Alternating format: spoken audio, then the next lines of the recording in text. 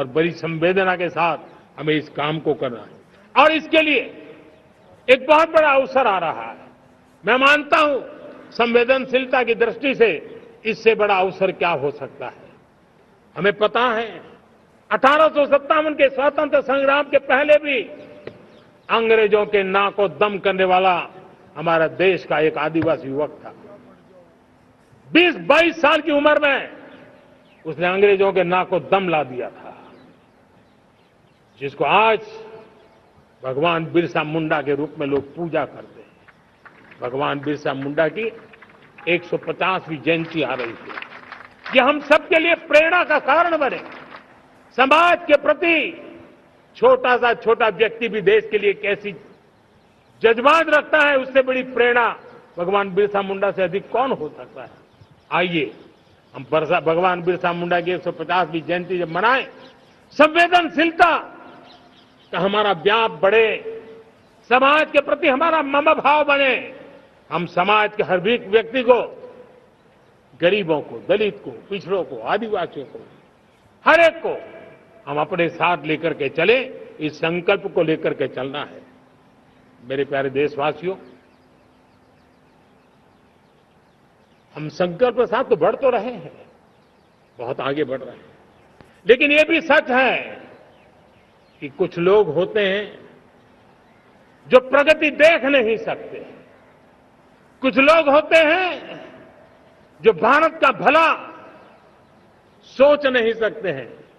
जब तक खुद का भला न हो तब तक उनको किसी का भला अच्छा नहीं लगता है। ऐसी विकृत मानसिकता से भरे हुए लोगों की कमी नहीं होती है। देश को ऐसे लोगों से बचना होगा। वे निराशा की गर्त में डूबे हुए लोग हैं। ऐसे मुट्ठी भर निराशा की गर्त में डूबे हुए लोग जब उनके गोद में विकृति पलती है तब वो विनाश का कारण बन जाती है, सर्वनाश का कारण बन जाती है, एनार्की का मार्ग ले लेती है और तब देश को इतनी बड़ी हानि हो जाती है जिसकी भरपाई करने में हमें नए सिरे से मेहनत करनी पड़ती है। इसलिए ऐसे जो छुटपुट निराशावादी तत्व होते हैं, वो सिर्फ निराशा इतना नहीं है, उनकी गोद में विकृति पल रही है।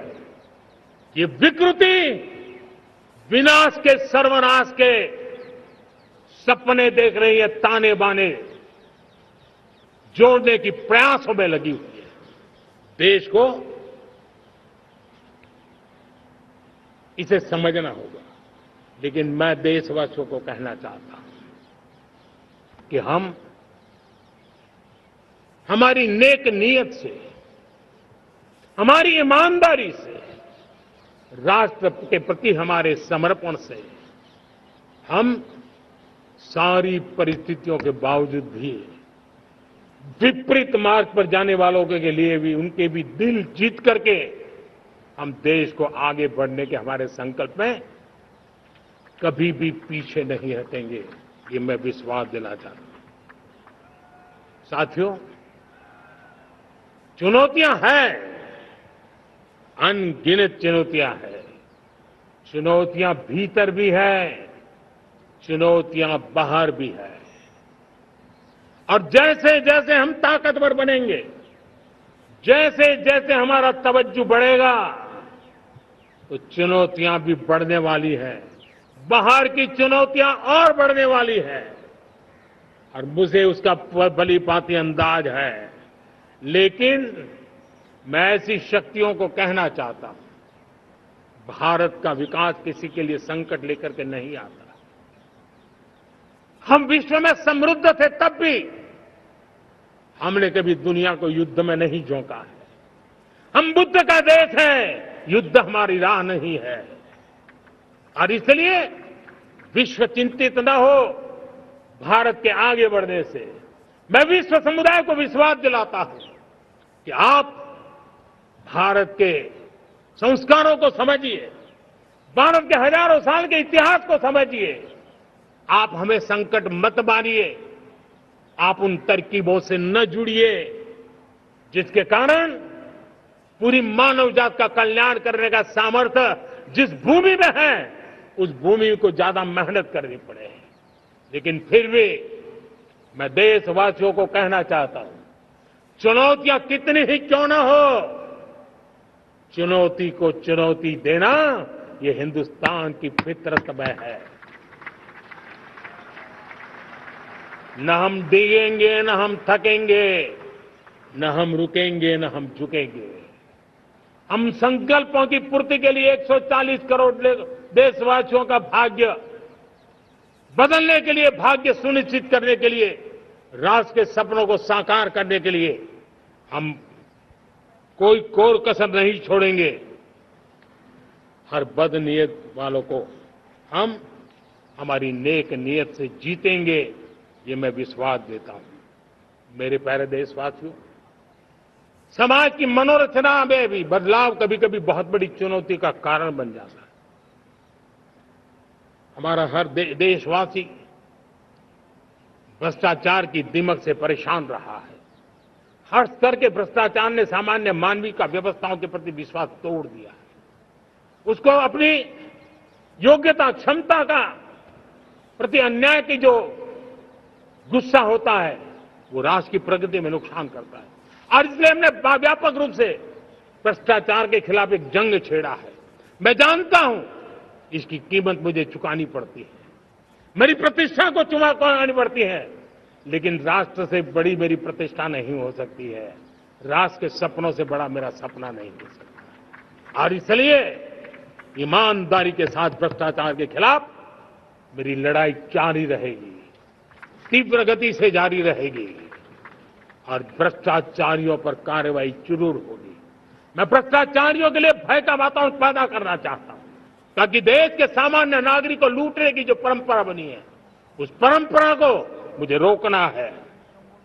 लेकिन सबसे बड़ी नई चुनौती आई, भ्रष्टाचारियों से निपटना तो है ही, लेकिन समाज जीवन में उच्च स्तर पर एक जो परिवर्तन आया है, वो सबसे बड़ी चुनौती भी है और एक समाज के लिए सबसे बड़ी चिंता भी है। क्या कोई कल्पना कर सकता है कि मेरे ही देश में इतना महान संविधान हमारे पास होने के बावजूद भी कुछ ऐसे लोग निकल रहे हैं जो भ्रष्टाचार का महिमा मंडन कर रहे हैं, खुलेआम भ्रष्टाचार का जय जयकार कर रहे हैं। समाज में इस प्रकार के बीज बोने का जो प्रयास हो रहा है, भ्रष्टाचार का जो महिमा मंडन हो रहा है, भ्रष्टाचारियों की स्वीकार्यता बढ़ाने का जो निरंतर प्रयास चल रहा है, वो स्वस्थ समाज के लिए बहुत बड़ी चुनौती बन गया है, बहुत बड़ी चिंता का विषय बन गया है। भ्रष्टाचारियों के प्रति समाज में दूरी बनाए रखने से ही किसी भी भ्रष्टाचारी को उस रास्ते पर जाने से डर लगेगा। अगर उसका महिमा मंडन होगा तो जो आज भ्रष्टाचार नहीं करता है, उसको भी लगता है कि तो समाज में प्रतिष्ठा का रंग बन जाता है, उस रास्ते में जाने में बुरा नहीं है। मेरे प्यारे देशवासियों, बांग्लादेश में जो कुछ भी हुआ है, उसको लेकर पड़ोसी देश के नाते चिंता होना, मैं इसको समझ सकता हूं। मैं आशा करता हूं कि वहां पर हालात जल्द ही सामान्य होंगे।